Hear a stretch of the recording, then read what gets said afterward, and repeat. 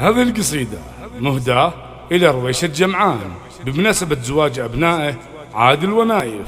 مرحبا بضيوفنا بالعموم من الحضير باسم ابو خالد رويشة نيابة عن هلي. ارحبوا ثم ارحبوا من كبير ومن صغير، عد همال الوسم من سحاب يهملي، عد همال الوسم من سحاب يهملي.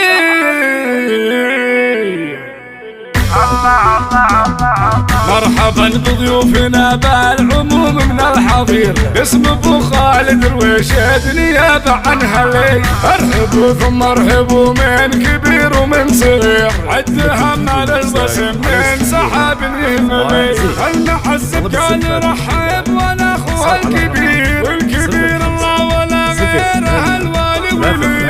الولا لله ثم سعود ابو الكثير، كشعاع النور يجلي الظلام وينجلي، كشعاع النور يجلي الظلام وينجلي. دام عز الشجرة اللي لها جمع غفير، الكرم والجود يا وجه بطالب علي. قدوة العالم بنور القيادة نستنير، هي ملاذ سودنا يوم ميحة الدلي. بعد هذا حق واجب نشارك بالمسير، احمد الله واشكره جيت في دلوي ملي. لجل ابو خالد رويشة يصير اللي يصير، كل شيء سهل الله علينا يسهلي، كل شيء سهل الله علينا يسهلي. يجتهد بالجود والخير زاد الخير خير، كامل والكامل الله هو في ومجملي. عادل ونايف رويشة غلاهم في الضمير، ليلة الفرسان من الغد والمستقبلي.